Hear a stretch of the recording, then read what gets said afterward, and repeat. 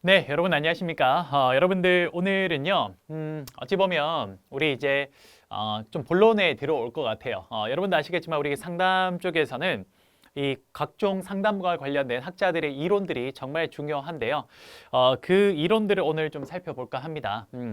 제가 여러분들 지금 보시는 것처럼 오늘은 제가 좀 미리 판서를 좀 해놨어요. 그 이유가 여러분들 제가 사실은 가장 좋아하는 수업 중에 하나가 어떤 논리 흐름대로 이렇게 내용을 쫙 설명하는 걸 정말 좋아합니다. 그래서 사실 지금 여기 제가 미리 적어놓은 이 판서 내용보다 조금 더 이 연결 도식화를 좀 더 많이 해드리고 싶긴 했는데 아무래도 우리가 한정된 지면 때문에요. 제가 그 정도까지는 못해서 오늘 우선은 가장 좀 중요한 5가지의 이론들을 여러분들한테 좀 도식화해서 보여드릴까 합니다. 여러분들이 이쪽 지금 상담 이론들을 아마 개별적으로 공부를 하실 수도 있을 것 같아요. 그러니까 뭐 하나 이렇게 따로 떼서 프로이트의 뭐 정신분석 상담 이론과 뭐 아들러 이런 식으로 또 여러분 따로 떼서 공부할 수도 있긴 합니다만 사실 그 이론들이 나올 때는 나름의 연관성이 있습니다. 그래서 그런 것들을 조금 잘 파악을 한다면 여러분들이 공부를 하실 때 훨씬 더 수월하게 하실 수 있거든요. 그래서 저 역시도 예전에 공부를 할 때 그렇게 했고요. 여러분들께 제가 그렇게 공부를 해봤을 때 정말 도움이 좀 많이 돼서 좀 도움이 됐으면 하는 생각으로 이렇게 한번 진행을 해볼까 합니다. 제가 가장 좋아하는 수업 방식이긴 해요. 근데 어쨌든 우리가 공간과 어떤 지면의 한정 때문에 좀 더 자세하게 여러분들한테 보여드리고 싶긴 했는데 그렇게 하지 못해서 조금 죄송스럽고 어쨌든 주어진 우리 환경 하에서는 최선을 다해서 제가 한번 만들어 보겠습니다. 한번 해봅시다. 여러분들 우선 가장 첫 번째 나오는 게 프로이트의 정신분석적 상담 이론입니다. 그렇죠? 프로이트. 사실 프로이트는 꿈의 해석이라는 뭐 엄청난 천재죠. 사실 뭐 천재 오브 천재 아니겠습니까? 그렇죠? 이 프로이트라는 사람은 사실상 이 정신분석 쪽에서는 거의 뭐 전무후무한 사람이었습니다. 그렇죠? 그래요. 우리 오늘 이 상담 이론의 가장 첫 번째 출발점은 바로 프로이트의 정신분석적 상담 이론부터 한번 출발을 해볼까 합니다. 자, 여러분들 우리 정신분석적 상담 이론의 가장 중요한 거 일단 첫 번째 이거부터 한번 볼까요? 프로이트는 이런 이야기를 해요. 정신분석은 우리의 삶의 의식보다 뭐라고요? 그렇습니다. 무의식이 훨씬 더 큰 영향을 미친다는 거죠. 그래서 이 꿈이라는 게 인간의 어떤 무의식에 잠재되어 있는 내용들이라는 그런 이야기를 많이 합니다. 그래서 이제 여러분들 프로이트는 그래서 그 무의식의 세계를 굉장히 중요하게 생각을 해요. 그러면 일단 봅시다. 프로이트의 정신분석적 상담은 제가 이렇게 한번 적어볼게요. 여기에 이제 핵심은 뭐냐면 바로 인간의 무의식의 중심을 두게 됩니다. 이게 이제 가장 중요한 하나의 포인트죠. 제가 이걸 하는 이유는요. 조금 있다가 아들러의 개인주의 상담과 비교하기 위해서입니다. 뭐 잠깐 미리 이야기를 하자면 나중에 이야기를 하겠지만 프로이트의 정신분석적 상담에서 나온 내용이요. 여기에서 이제 인간의 어찌 보면 무의식의 세계에 대해서 굉장히 강조를 좀 많이 했잖아요. 그렇죠? 그러다 보니까 어쨌든 인간은 스스로 움직일 수 있고 인간은 어쨌든 환경의 영향을 받기도 합니다. 그렇죠? 근데 그런 것들에 대해서 너무 프로이트는 좀 간과했다. 그래서 이제 아들러가 이거에 대해서 어찌 보면 좀 뭐라 해야 될까? 이렇게 하는 게 맞겠네요. 그렇죠? 좀 이거에 약간 반하는 어떤 느낌으로 자신의 개인주의 상담이라는 이 이론을 발전하게 됩니다. 그래서 나중에 보시면 아시겠지만 프로이트의 정신분석적 상담은 인간의 무의식에 포커스를 뒀다면 아들러의 개인주의 상담에서는요. 그렇습니다. 여기 보면 인간은 사회문화적 요인을 강조했어요. 그래서 이게 이제 굉장히 중요한 포인트가 되겠죠. 나중에 설명드리겠지만. 자, 그래서 요거 하나 체크할게요. 무의식과 인간의 뭡니까? 사회문화적 요인을 강조한다. 여러분 사실 제가 지금요. 제가 지금 이렇게 표현을 한 가장 큰 이유는요.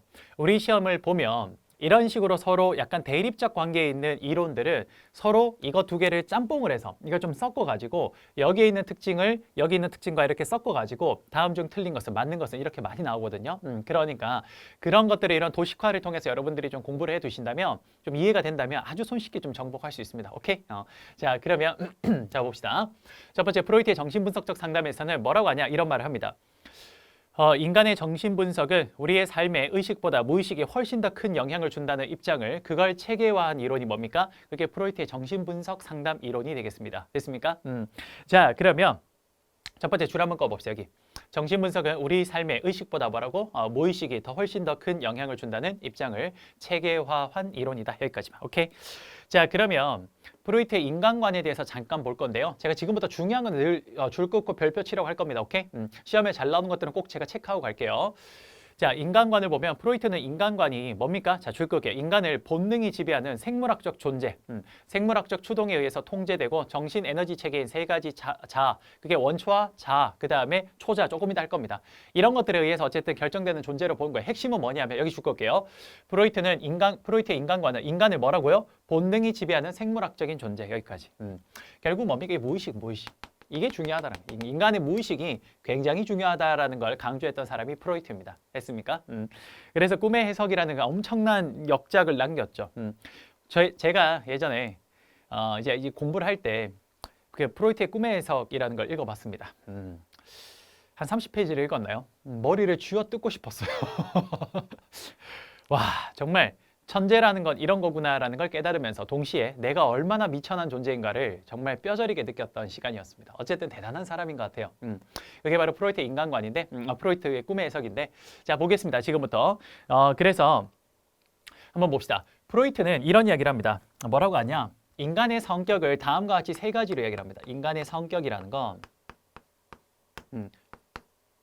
인간의 성격이라는 건 다음과 같이 세 가지로 구성이 되어 있는데 그게 뭡니까? 원초아와 자아와 그 다음에 초자아로 나뉜다라고 이야기를 합니다.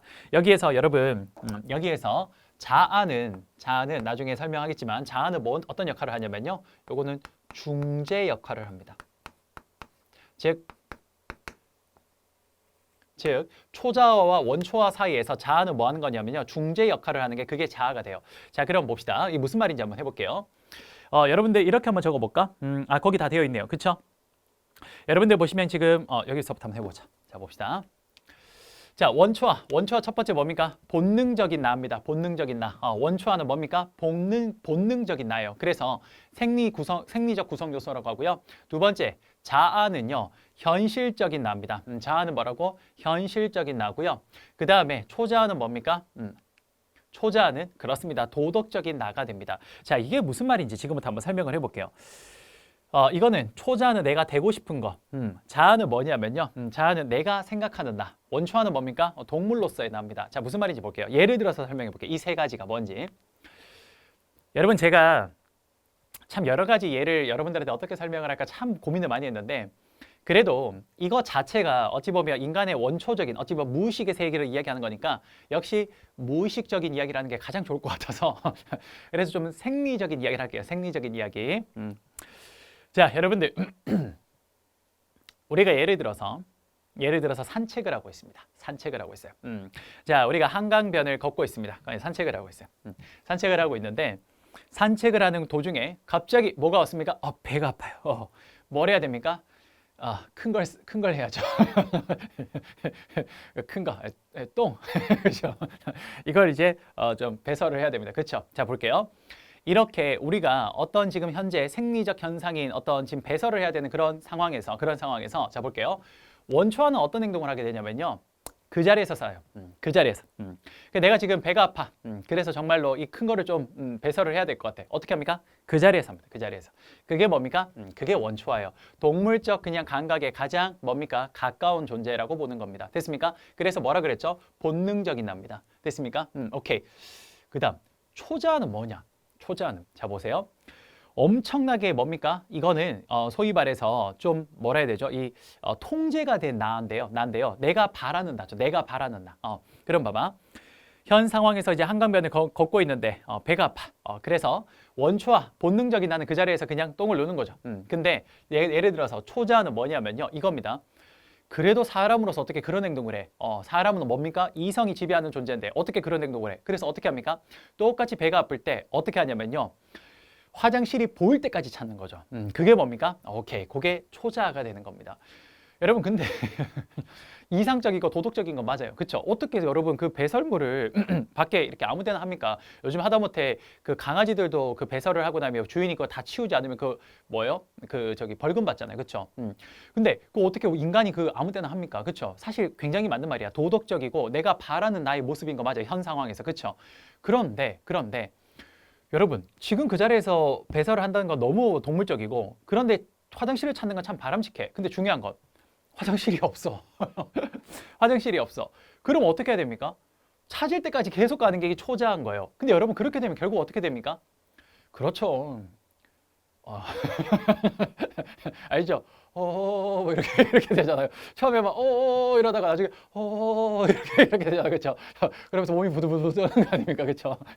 그러니까 그런 걸 하면 또 안 되잖아요. 그렇죠? 그러니까 어떻게 되냐면 예를 들어서 지금 너무 지금 배가 아프다. 그러면 바로 하는 게 원초하라고, 그래서 화장실을 찾는 게 초자라면 아무리 찾아도 화장실이 없어. 근데 지금 이 상황에서 급박해. 그럼 어떻게 해야 됩니까? 그렇죠. 약간의 합의점을 찾는 겁니다. 어떤 거냐? 뭐 이런 거죠. 사람들이 잘 보이지 않는 뭐 숲을 속으로 들어가서 거기에서 좀 이런 부분을, 생리적인 부분들을 해결한다든지 뭐 이런 거. 어찌 보면 굉장히 현실적인 부분이죠. 그쵸? 현실적인 납니다. 그쵸? 그러니까 결국 자아라는 건 그렇네요. 초자와 원초화 사이에서 뭡니까?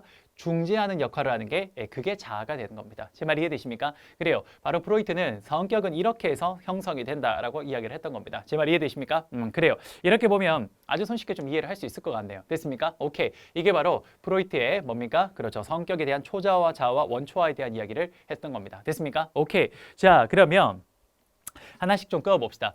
첫 번째. 자, 원초화부터 한번 끄어볼게요. 자, 원초화 첫 번째 줄 끌게요. 원초화란 성격 중에서 생물학적이고 본능적인 요소를 지칭하는 것이다. 그렇죠? 내가 생리적 현상이 나타나면 그대로 그냥 실행하는 거죠. 자, 그다음 또 어디 끊냐면요. 자, 어디 끊냐면 여기 끌게요. 여러분 여기 저기 보면 원초화를 움직이는 원리는 쾌락의 원칙으로 반사적이고 일차적인 욕구를 충족시켜 주는 것을 목적으로 한다. 그렇죠? 그냥 내가 배가 아파. 그럼 그걸 해결하기 위해서 그냥 하는 거죠. 그게 바로 원초화에 해당됩니다. 됐습니까? 자, 그런데 반면 자아 볼게요. 현실적인 나. 어디 줄을 끊냐면요. 자, 봅시다.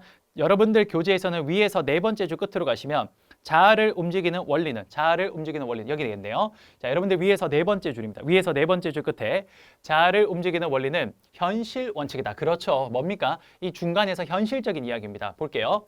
즉 적절한 배출구나 욕구를 충족시키기에 적합한 환경적 조건이 성숙될 때까지 원초화로부터 나타나는 본능적 욕구를 지연시킴으로써 유기체의 안정을 보존해주는 역할을 한다. 그렇네요. 지금 내가 배가 아프다 해서 그대로 뭡니까? 배설하는 게 아니라 이걸 어쨌든 뭡니까? 그렇죠. 최대한 뭔가 뭐 하는 거예요? 현실적인 환경, 적합한 환경 조건이 성숙될 때까지. 그래서 어떻게 합니까? 어쨌든 빨리 화장실이 없다라는 걸 알았으면 어떻게 해야 됩니까? 그렇지. 빨리 좀 숲풀이나 산속으로 들어가야 될 거 아닙니까? 그렇죠? 그때까지는 어떻게? 그렇죠. 그 부분을 참는 겁니다. 내가. 그렇죠? 그게 바로 그게 자아가 되는 거예요. 됐어요? 자, 그리고 이제 마지막으로 초자아는요. 어디 줄을 끄냐? 첫 번째 줄 여러분들 끝에 꺼 봅시다. 자, 첫 번째 줄 끝에 보면 사회 규범과 그다음에 뭡니까? 기준이 내면화된 것을 말한다. 거기까지. 사회 규범과 기준이 내면화된 것을 말한다. 여기까지. 됐습니까? 그래요. 바로 이겁니다. 이거. 그래서 사회 규범과 기준이 내면화된 건 당연히 여러분들 우리가 뭔가 어떤 생리적 현상을 할 때는 화장실 가야 되는 거 아닙니까? 그렇죠? 그러니까 거기까지 참는 거죠. 그렇죠? 그래요. 이게 바로 뭡니까? 프로이트의 정신분석적 상담이 되겠습니다. 됐어요? 자, 이렇게 보면 되고요. 자, 그다음 시험에 잘 나오는 게 있죠. 그게 뭐냐? 바로 잠깐만. 이건 아니고 아까 어디 있었죠? 앞쪽인가? 여기 있네요. 자, 볼게요. 여러분들 우리가 결국은 우리 정신분석 상담에서 필수적인 개념으로 불안의 세 가지 유형이 있습니다. 결국 이러한 우리가 프로이트는 개인의 어떤 무의식에 해당되는 이 성격에 대한 분석을 진행을 하는데 그때 불안의 세 가지 유형이 있는데 이게 시험에 아주 잘 나옵니다. 어떻게 외우냐? 그렇죠. 여러분 불안합니다. 불안. 그렇죠. 불안하니까 어떻게? 신도. 현재 신도죠. 현대 신도. 뭡니까? 기독교 신자들, 뭐 불교 신자들 어떻습니까? 우리가 하나님과 부처님을 믿는 이유는 뭡니까? 그렇죠. 내가 구원받기 위해서. 근데 구원받지 못할까 봐 현재 신도가 어떻게 됩니까? 예, 불안하다. 오케이. 불안은 뭐다? 현 신도다. 다시 뭐라고? 불안의 3유형은 뭐다? 현 신도다. 시험에 엄청 잘 나오니까 반드시 하나 체크하도록 하겠습니다. 뭐 내용 자체는 쉬워요. 뭡니까? 현실적 불안은 외부 세계에서 오는 위험에 대한 두려움이죠. 그다음에 신경증적 불안은요. 원초화의 요구들이 원초화의 요구들이 제대로 통제되지 않아 벌을 받을까 봐 걱정하는 불안. 이걸 신경증적 불안이고 마지막 도덕적 불안은 뭡니까? 스스로 내면화한 부모의 도덕적 표준을 어길 때 양심의 가책이나 죄책감 이런 것 때문에 나오는 게 뭡니까? 도덕적 불안이 됩니다. 그냥 시험에 가장 잘 나왔던 게 뭐냐? 프로이트의 뭐다? 그렇죠. 불안의 3유형이 아닌 것은 이라고 나오거든요. 그럼 뭐다? 현신도. 다시 불안의 세 가지 유형은 뭐다? 현신도. 현실적 불안, 신경증적 불안, 도덕적 불안이 되는 겁니다. 됐습니까? 오케이. 자, 여기까지 했고요. 그다음. 자, 그다음 심리 성적 발달 단계가 있는데 여러분들 그 사실 나중에 한번 또 설명하겠습니다만 프로이트의 정신분석적 상담은요 주로 이 좀 우리 발달기에서 일단 초기 발달 단계, 그 사람이 어떤 발전을 해가는 단계에서 초기 발달 단계에 좀 포커스를 많이 두고 있습니다. 그래서 거의 보면 심리 성적 발달 단계가 어떻게 되냐, 굉장히 짧은 나이에 다 발달이 돼요. 그래서 여러분 보세요. 생식기가 11세 이후까지이기 때문에 사실상 이 11세까지 인간의 성적 발달이 다 이루어진다라고 합니다.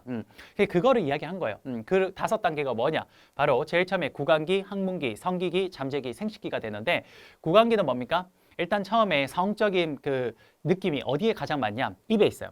그래서 애기들은 전부 다 자꾸 빨려고 하지 않습니까? 뭔가 이렇게 빨고 물고 하려고 하잖아요. 그게 바로 구강기. 그게 18개월까지고요. 두 번째는 뭡니까? 학문기입니다. 이 성적 느낌이 어디로 가냐? 이제 학문으로 가요. 그래서 이제 애기들이 그 배설을 하는 과정에서 어떤 성적 쾌감을 느낀다라고 합니다. 그게 학문기. 그다음 이제 남근기는 뭡니까? 예, 드디어 이제 뭐죠? 그렇죠. 성기, 그런 거에 대한 관심을 가지는 겁니다. 그러니까 말 그대로 남자와 여자의 성기가 있지 않습니까? 그 성기에 진짜 성적 쾌감을 느끼기 시작하는 거죠. 예, 그게 바로 남근기가 됩니다. 그래서 보시면 프로이트의 심리 성적 발달 단계 중 성격 형성의 가장 중요한 시기가 4에서 5세 시기에 나타나는데 이게 사실 시험에도 제일 잘 나와요. 그 남근기가. 아이의 리비도의 초점, 리비도가 이제 그 성적 쾌감을 말하거든요. 리비도의 초점, 즉 쾌락의 초점이 학문에서 뭡니까? 그렇죠. 성기로 옮겨지는 겁니다. 드디어 성기를 만질 때 내가 기분이 좋아진다라는 어떤 그런 쾌락감을 이 남근기에서 느끼기 시작합니다. 즉 성적 쾌감이 바로 구강기에서 학문으로 넘어갔다가 남근기, 즉 뭡니까? 성기로 넘어가는 겁니다. 됐습니까? 오케이. 자, 이제 여기까지 왔죠? 그 다음에 이제 뭡니까? 네 번째, 잠복기가 됩니다. 자, 6세에서 사춘기 때까지인데요. 이제 뭐예요? 그렇죠. 이 때는요, 사실 이런 성적 쾌감이 다른 것 때문에 잠깐 뭐 하는 거냐? 대체 혹은 잠복되는 기간입니다. 자, 볼게요. 자, 6세에서 사춘기까지로 성적 본능은 휴면기를 취합니다. 잠시 쉬어요. 왜 그래요? 그거는 이 시기에 초자아가 발달하는데, 자, 보세요. 왜 그러냐? 아이들은 이 기간 동안 학교 활동이나 취미, 스포츠, 우정관계들을 통해서 그렇죠. 이 성적 그 쾌감을 이런 걸로 통해서 승화시키게 됩니다. 그게 바로 잠복기가 돼요. 근데 여러분 어떻습니까? 말 그대로 잠복기 아닙니까? 없어지는 게 아닙니다. 잠깐 휴면 상태인 거예요. 그게 언제 드러나요? 11세 이후에. 바로 생식기에 드러납니다. 뭡니까? 드디어 이제 이때 뭡니까? 우리가 청소년기에 이제 그 사춘기가 되면 그 신체적 발달이 급속도로 성장하지 않습니까? 그렇죠? 그래서 그때 드디어 호르몬의 변화와 함께 휴면기에 있었던 그 뭐죠? 성적 쾌감이 드디어 집중적으로 성기에 드러나기 시작하는 관계입니다. 그래서 이 당시에 이제 드디어 그 청소년기가 되면 그 이성에 대한 엄청난 그 관심도가 생기지 않습니까? 그렇죠? 그래요. 그게 자, 그게 생식기가 되겠습니다. 됐죠? 오케이. 아유, 죄송합니다, 여러분. 아유. 조금 목이 아프네요. 미안합니다. 괜찮습니까, 여러분? 좋아요. 자, 그래서 생식기까지. 요거 뭐 가볍게 한번 설명을 했습니다. 심리 성적 발달 단계는 뭐 시험에 그렇게 많이 나오는 편은 아닌데 그래도 한 번쯤은 기억은 해놓을 필요가 있을 것 같아서 한번 설명을 했습니다. 됐죠? 오케이. 자, 그래서 결국은 여기 한번 줄을 꺼 봅시다. 그리고 결국 프로이트의 정신분석적 상담에서 상담의 최종 목표는 뭐냐면요. 바로 이겁니다. 첫 번째 줄을 끌게요. 본능이나 초자의 기능을 조절하고, 그렇죠. 원초와 초자, 그렇죠. 본능 원초화와 초자와의 기능을 조절하고 자아의 기능을 강화하겠죠. 왜? 이게 중재를 해주는 가장 중요한 역할을 하니까. 이걸 강화해서 성격 구조의 조화로운 발달을 도모하는 게 바로 그렇죠. 프로이트의 정신분석 상담의 주된 목표라고 볼 수 있습니다. 됐습니까? 자, 이제 상담을 하는 과정인데요. 상담 과정은 첫 번째 시작 단계와 중간 단계와 종결 단계를 있는데 그냥 읽어보십시오. 별로 중요치 않아서 제가 따로 뭐 이렇게 설명하진 않을게요. 자, 중요한 건 뭐냐? 상담 기법입니다. 자, 제가 지금 상담 기법을 적진 않았어요. 왜? 너무 많아서. 그래서 여러분들 우리가 이 모든 거를 다 암기를 바로 하기는 어렵습니다. 근데 제가 말했죠? 이렇게 많이 나오는 것들은 어떻게 한다? 자주자주 읽어서 익숙해진다. 사실 여기 있는 내용 자체는 어려운 게 아니에요. 말 그대로 뭐 꿈 분석, 말 그대로 꿈을 분석하는 겁니다. 그렇죠? 내용 자체는 어려운 건 아닙니다만 제가 말하고 싶은 건 저 개념 키워드를 기억해야 돼요. 자유연상, 그 다음에 꿈의 분석. 왜? 이렇게 나올 수 있으니까. 다음 중 프로이트의 정신분석 상담의 상담 기법이 아닌 것은 이렇게 나올 수 있습니다. 알겠죠? 그래서 저기 있는 키워드를 중심으로 공부를 좀 해주시면 좋을 것 같습니다. 알겠죠? 그래요. 그래서 보세요. 결국 프로이트의 정신분석적 상담이라는 건 바로 인간의 어떤 무의식에 해당되는 것들을 우리가 파악을 해서 그것들을 좀 최대한 그렇죠. 좀 잘 파악해서 그 사람이 좀 바람직하게 발전할 수 있게 도와주는 건데 그때 이걸 파악하는 방법들이 상담 기법으로 지금 있는 이런 것들입니다. 됐습니까? 그래서 이런 상담 기법을 통해서 우리는 무의식이나 성격을 파악을 하는데 그 파악을 하는 과정에서 우리 그 내담자는 불안의 세 가지 유형들이 발생할 수 있습니다. 그것들이 뭐라고? 현신도다. 오케이? 네, 그렇게 기억을 해주시면 되겠네요. 자, 볼게요. 상담 기법에 역시나 잘 나오는 것만 좀 체크할게요. 자유연상법, 꿈 분석. 자, 꿈 분석 별표하시겠습니다. 두 번째, 전이와 역전이라는 것도 있고요. 그 다음에 저항의 분석 불편하실게요. 그 다음 5번에 해석까지. 자, 특히 해석은 별표 크게 하나 칩시다. 시험에 자주 나옵니다. 볼게요. 내담자가 자유연상에서 보고한 자료, 꿈의 자료, 실언, 증상, 전이 등의 의미를 뭐 하는 겁니까? 핵심어 가는 깨닫도록 하는 치료입니다. 깨닫도록 하는 거예요. 깨닫도록 하는 거. 오케이? 자유연상에서 보고한 것을 뭐 하라고? 깨닫게 한다. 깨닫게 한다. 오케이? 자, 그런데 자, 이런 불안의 세 가지 유형 때문에 사실 제가 지금 미연이 무자에서 지금 못했는데 불안의 이런 세 가지 유형 때문에 그 다음 이제 뭐가 나와야 되냐면요. 이런 불안 때문에 방어 기제가 발생할 수 있습니다. 그렇죠? 그 방어 기제가 이런 것들이에요. 방어 기제가. 자, 역시나 내용이 많아요. 그래서 여러분들 역시 뭐다? 키워드 중심으로 암기를 할 건데 자, 역시 잘 나오는 거 체크를 한번 하도록 하죠. 자, 억압, 부정은 그냥 가볍게 보시면 될 것 같고 반동 형성도 그냥 보시면 되고 뭐 4번 투사 별표 하나 시죠. 자, 보겠습니다. 투사. 역시 이건 어떻게 나오냐? 이렇게 나와요. 받아들일 수 없는 욕망이나 자신의 실패를 타인의 탓으로 돌려 표현하는 자기 자신의 동기를 다른 사람에게 치환시키는 방어 기제다. 이렇게 나와요. 예. 그럼 뭡니까? 예, 투사가 됩니다. 핵심 키워드는 뭐냐? 자신의 실패를 타인의 탓으로 돌린다. 이 표현이 제일 많이 나옵니다. 뭡니까? 투사예요. 투사. 프로젝션. 오케이? 오케이. 투사 별표 하나 치도록 하고요. 그 다음 또 5번에 전이 별표 하나 치겠습니다. 전이. 역시 시험에 잘 나오니까 보겠습니다. 만족되지 않은 욕구로부터 다른 대상으로 바꿈으로써 긴장을 완화시키는 방법입니다. 어떤 겁니까? 이런 겁니다. 뭐 가장 쉬운 예를 들면 이런 겁니다. 뭐냐? 여러분 연예인들이 항상 그 팬 앞에서는 어떻게 해야 돼요? 빵긋빵긋 웃어야 되잖아. 그치? 근데 그 연예인도 사람입니다. 그쵸? 그러니까 걔네들이 감정이 없는 게 아니라 걔네들이 늘 즐겁지 않아요. 걔네들도 힘들고 짜증나고 불평불만이 많이 생깁니다. 그렇죠? 그렇지만 자신들의 그 감정과 무의식에 존재하는 그 감정과 성격을 실제로 팬들 앞에서는 표현할 수 없잖아. 그치? 그러니까 그 앞에서는 어떻게 맨날 빵긋빵긋 웃습니다. 근데 어떻게 됩니까? 그걸 자기가 만족되지 않는 욕구가 그 밑에 있었던 거죠. 그러니까 어떻게 합니까? 다른 대상한테 그걸 푸는 거예요. 어떻게 합니까? 그래서 그렇죠. 스텝이나 자신들의 그 제작진들한테 거기다 뭐 푸는 거 아닙니까? 그래서 예전에 연예인들이 무슨 갑질 같은 거 이런 게 그때 터지는 거 아닙니까? 그렇죠? 그게 사실은 우리 프로이트로 분석을 하자면 전위에 해당되는 거예요. 방어 기제에서. 이해되십니까? 연예인들이 자신의 어떤 팬들 앞에서는 빵긋빵긋 웃는데 그때 자신들이 표출하지 못했던 그 감정을 대상을 바꿔서 스텝이나 그렇죠. 제작진들한테 해버리는 거죠. 그게 뭡니까? 그게 전이에요. 그거는 이제 충분히 사실 프로이트의 정신 분석학에 의하면 전이라는 방어 기제로 일종의 해석이 가능한 행동들입니다. 됐습니까? 뭐 그렇다고 올바르다 이런 뜻은 아니에요. 도덕적으로 판단하는 건 아닌데 그러니까 얼마든지 전이라는 방식으로 우리가 해석할 수 있다라는 거. 오케이? 오케이. 자, 그래서 전이까지 했고요. 그다음에 합리화, 승화 뭐 이런 건 그냥 보시면 됩니다. 퇴행, 동일시 뭐 이런 건 너무 쉬워요. 그냥 쭉 읽어보시면 돼요. 보상, 주지와 다 보시면 되고 취소. 그리고 마지막 13번 텅 빈 스크린 이거 별표 하나 치죠. 자, 여러분 우리 빈 스크린에는 뭘 쏴도 뭐가 됩니까? 투영이 되잖아요. 그렇죠? 빈 스크린에는 뭘 쏴도 그게 다 거기 딱 올라가죠. 그래서 빈 스크린의 가장 핵심은 뭐냐면요. 이겁니다. 여기 줄 거게요. 이와 같이 내담자의 전의를 보다 원활하게 하기 위해서는 상담자는 뭐 합니까? 빈 스크린이 되어야 된다는 겁니다. 오케이. 요거 하나 체크합시다. 오케이. 됐어요. 자, 여기까지가 그렇네요. 여기까지가 바로 프로이트의 정신분석적 상담 이론에 대한 내용이었습니다. 물론 제가 지금 우리 교재가 조금 더 상세할 거예요. 그렇죠? 근데 그걸 제가 아주 좀 심플하게 정리하면 이렇게 정리를 할 수 있다라고 볼 수 있습니다. 됐죠? 여기다가 하나 더 할까? 불안의 세 가지 유형이 있는데 원래 사실 밑으로 하면 참 좋은데 그게 안 되니까 이렇게 해서 이렇게 한번 적어 봅시다. 그게 방어 기제죠.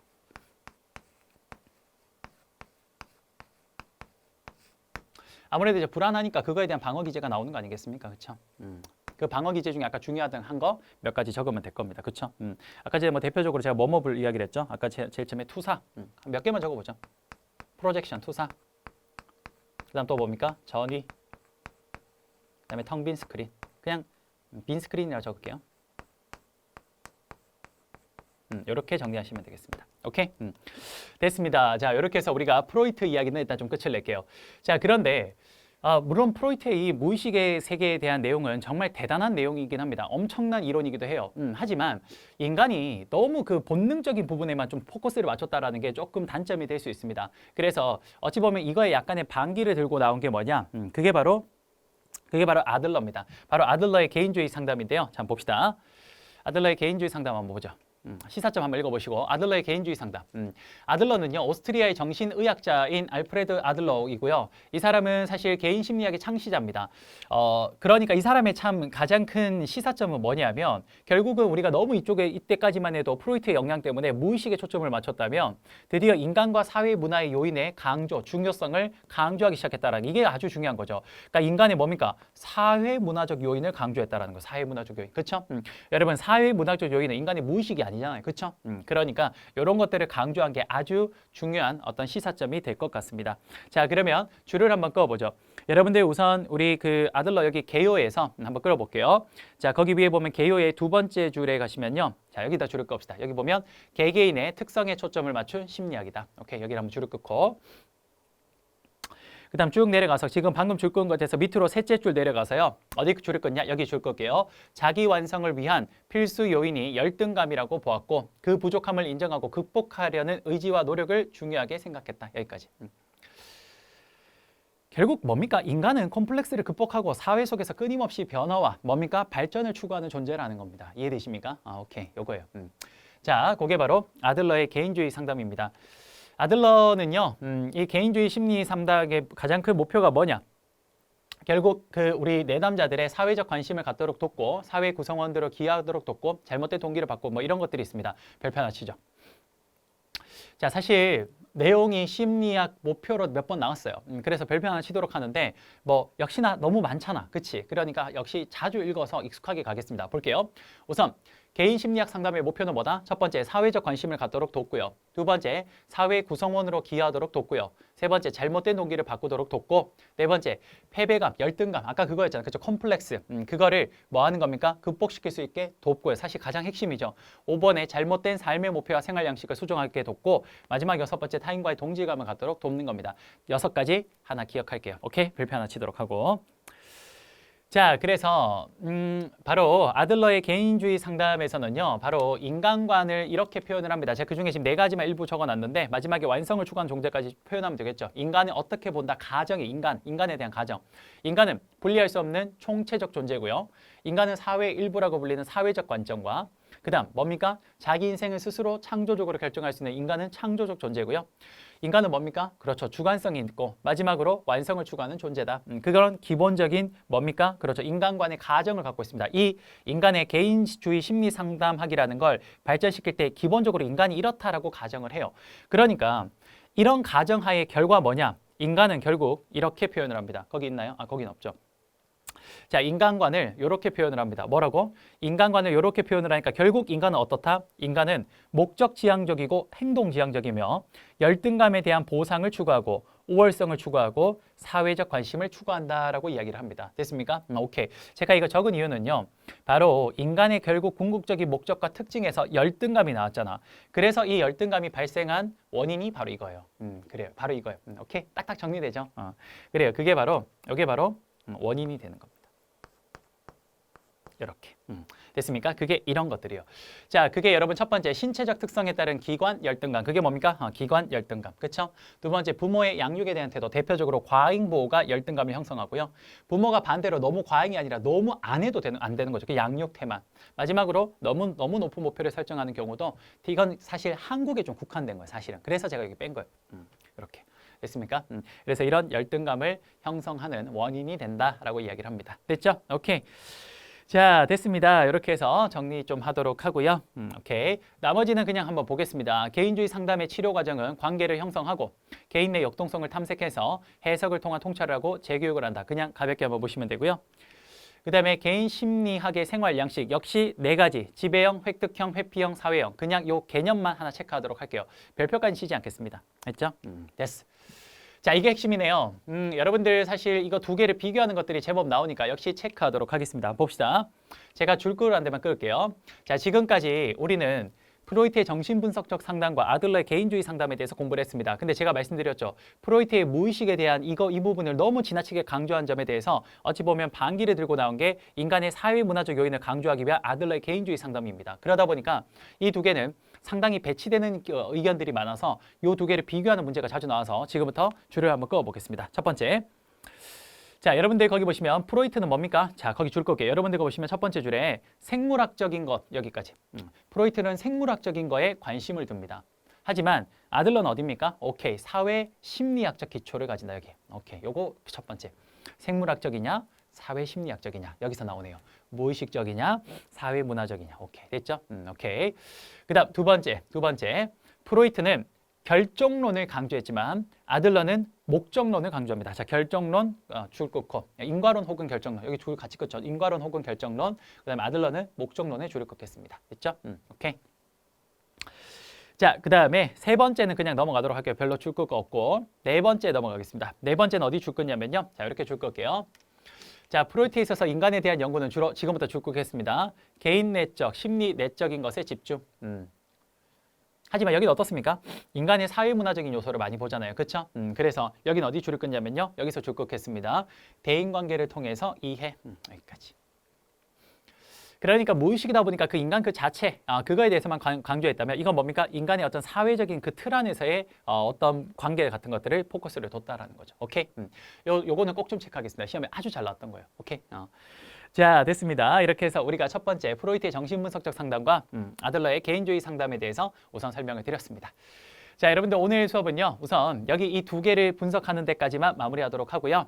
내일 우리 다시 이어서 이제 나머지 우리 보딩과 나머지 것들도 함께 좀 살펴보도록 하겠습니다.